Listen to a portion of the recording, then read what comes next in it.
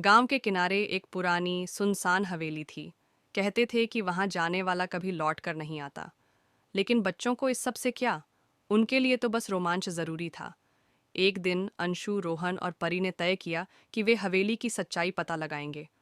रात के समय जब पूरा गांव सो रहा था, वे तीनों टॉर्च लेकर हवेली में घुसे।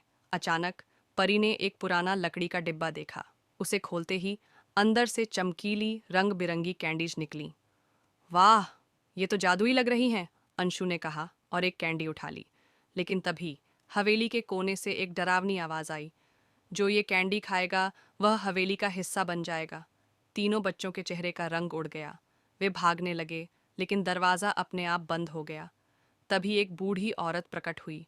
उसकी लाल चमकती आंखें और झुर्रियों भरा चेहरा देखकर बच्चे कांप उठे।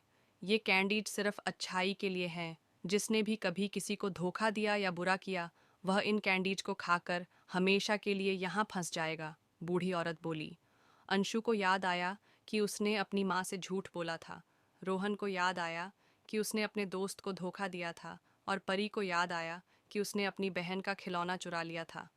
हमें माफ कर दो, तीनों ने गिड़गिड़ाते हुए कहा। शिक्षा, ईमानदारी और अच्छाई का रास्ता ही सबसे सही होता है।